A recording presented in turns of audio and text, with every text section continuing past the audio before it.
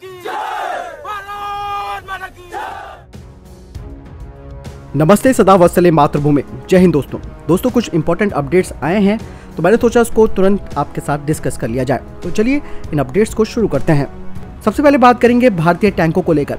जी हाँ, भारत अब 350 light weight tank खरीदना चाह रहा है और ये सब इसलिए क्योंकि लद्दाख में जिस तरीके की स्थिति अभी भी बनी हुई है उसको देखते हुए हल्के टैंकों की भूमिका यहाँ पर बहुत ही ज़्यादा महत्वपूर्ण होने वाली है, क्योंकि चीन के पास ऑलरेडी लाइट वेट टैंक्स हैं और इसीलिए भारतीय सेना पर्वतीय क्षेत्रों में अपनी स्थिति को और मजबूत करना चाहती है। इसके लिए 350 हल्के टैंक्स खरीदने पर विचार किया जा रहा है। ये टैंक ऐसे होंगे जिन्हें हवाई रास्ते किसी भी पहाड़ी या फिर ऊंचे इलाकों में पहुंचाया जा सकेगा। आर्मी की तरफ से इसके लिए रिक्वेस्ट ऑफ इंफॉर्मेशन यानी कि RFI जारी कर दिया गया है। इसमें कहा गया है कि टैंक का वजन 25 टन से ज़्यादा नहीं होना चाहिए और ये प्रोजेक्ट मेक इन इंडिया के तहत होना चाहिए। भारतीय सेना किसी तरह अपने T-90S, T-72 टैंकों जो कि 40 से 50 टन के बीच इनका वजन है, उन्हें पूर्वी लद्दाख में पहुंचाने में कामयाब तो हो गई, लेकिन वहां पर जरूरत इतने भारी टैंकों की नहीं है। इस नई RFI के लिए कंपनियों के द्वारा जवाब दाखिल किए जाएंगे। अगर बात आगे बढ़ती है तो 350 टैंकों की खरीद तो उनके भारतीय सेना में शामिल होने में कुछ साल और लग जाएंगे। RFI में साफ कहा गया है कि हल्के टैंक, जैसे मैंने बताया, कि 25 टन से ज़्यादा नहीं होना चाहिए और इसमें सारे आधुनिक फीचर भी होने चाहिए। साथ ही इस RFI में ये भी कहा गया है कि इनकी बनावट की वजह से रेल, रोड, हवा या फिर पानी से इनको एक जगह से दूसरी जगह भेजने में परेशानी नहीं आनी चाहिए। इसके अलावा उसमें किसी तरह से हथियारों की सुविधाएं भी होनी चाहिए और इन सभी बातों को RFI में लिखा गया है। साथ ही इस RFI में ये भी लिखा गया है और ये भी भारतीय सेना जानना चाह रही है कि विक्रेता जो कि इस टेंडर में शामिल होंगे वो अन्य विशेषताएं जैसे कि ड्रोन विरोधी क्षमता, UAV जैमर और आर्टिफिशियल इंटेलिजेंस टेक्नोलॉजी की भी वे पेशकश क्या कर सकते हैं। तो कुल मिलाकर लाइट टैंक्स के लिए भारत आगे बढ़ रहा है और साथ ही साथ भविष्य की युद्ध की क्षमताओं को देखते हुए UAV, आर्टिफिशियल इंटेलिजेंस की भी पेशकश कर रहा है।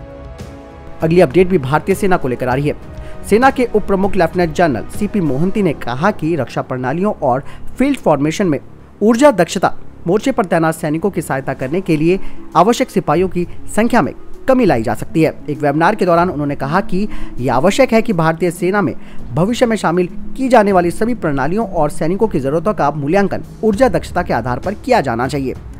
उन्होंने आगे बताया कि सेना को नवीनीकरण स्रोतों के उपयोग, पुराने परिवहन काफिलों को हटाकर और सभी तकनीकों को आधुनिक बनाकर सुदूर इलाके में ऊर्जा के वायरलेस ट्रांसमिशन को बढ़ावा देकर ऊर्जा दक्षता की लक्ष्य की ओर बढ़ना चाहिए। CP मोहंती ने बताया कि ऊर्जा दक्षता बल की क्षमता को कई गुना बढ़ाने पर वे काम कर सकते हैं। उन्होंने कहा कि ऊर्जा दक्षता से यानी कि एनर्जी एफिशिएंसी से हमारे संसाधनों की भी बचत होगी और लंबे समय में संसाधनों की बचत, खर्च में कमी होने पर आधुनिकीकरण और क्षमता बढ़ाने के लिए पर्याप्त धन भी होगा। अगली अपडेट की बात करते हैं तो वो नए ध्रुव MK3 हेलीकॉप्टर को लेकर आ रही है और इसमें क्या खास है ये भी बात आपको जानना जरूरी है। अभी हाल की रिपोर्ट में और डिफेंस अपडेट में मैंने आपको बताया था कि इंडियन कोस्ट गार्ड और इंडियन नेवी के लिए ध्रुव मार्क 3 का कस्टमाइज्ड वेरिएंट ने अपना स्पेशल पैकेज इंटीग्रेशन पूरा कर लिया है। इसी महीने 19 अप्रैल में भारतीय सेना ने आधिकारिक रूप से भारतीय नौसेना एयर स्क्वाड्रन INAS 323 में HAL ध्रुव MK3 संस्करण को शामिल किया है। इंडियन नेवी और इंडियन कोस्ट गार्ड पुराने ध्रुव MK1 वेरिएंट का इस्तेमाल कर रहे हैं। दूसरी ओर भारतीय सेना और भारतीय वायुसेना अधिक उन्नत ध्रुव MK3 और रुद्र का उपयोग कर रही है। ध्रुव जो कि एक सशस्त्र वेरिएंट है। इन रिपोर्टों में कहा गया है कि HAL ने इस विमान के सभी संशोधनों पर इंडियन कोस्ट गार्ड से परामर्श भी किया।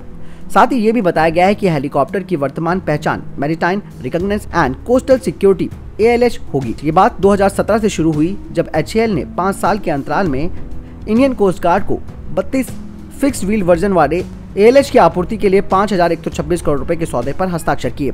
ये कम तीव्रता वाले समुद्री संचालन और तट सुरक्षा क्षमताओं को बढ़ाने के हिस्से के रूप में था। उस समय 19 प्रणालियों के इंटीग्रेशन के लिए रोटरिंग विंग R&D सेंटर HAL में स्थानांतरित कर दिया गया था।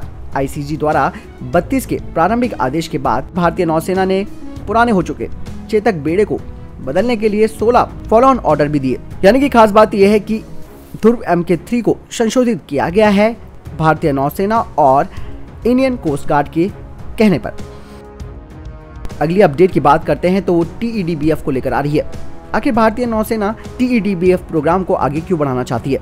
भारतीय नौसेना के प्रोग्राम के लिए ये जो नौसैनिक विमान होगा इसको मजबूत और कठोर लैंडिंग गियर की आवश्यकता होगी, क्योंकि अरेस्टेड लैंडिंग पर दबाव बहुत अधिक होता है और सामान्य लैंडिंग गियर इतना भारी या दबाव नहीं ले सकता है।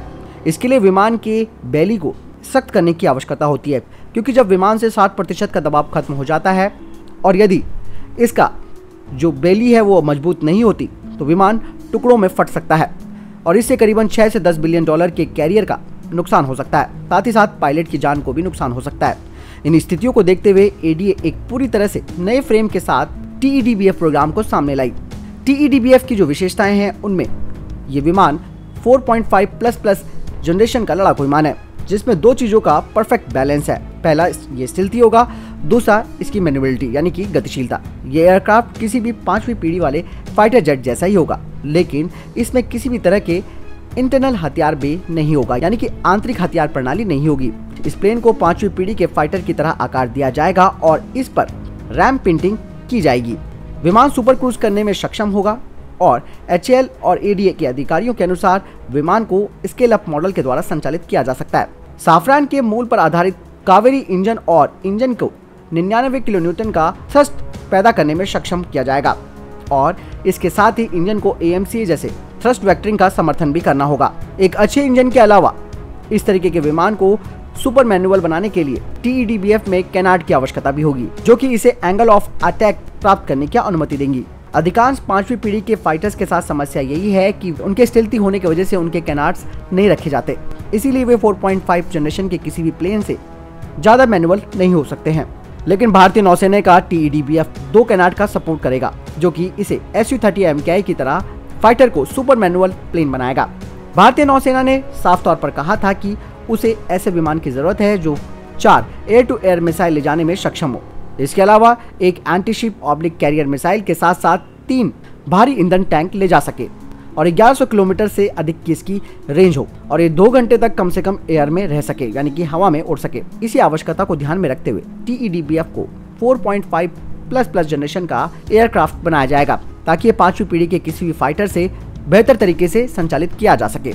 यानी कि आपने समझ लिया कि TEDBF इसमें सारे फीचर्स 5वीं पीढ़ी के होंगे, लेकिन केवल और केवल इसमें आंतरिक हथियार बे नहीं होगा और इसमें कैनार्ड लगाए जाएंगे। तो दोस्तों, ये थे कुछ अपडेट्स। वीडियो के संबंध में कोई प्रश्न जवाब है, आपका कोई सवाल है, आप कमेंट सेक्शन में लिखकर जरूर पूछ सकते हैं। मिलता हूं नई वीडियो के साथ, तब तक अपना ख्याल रखिएगा। जय हिंद, जय भारत।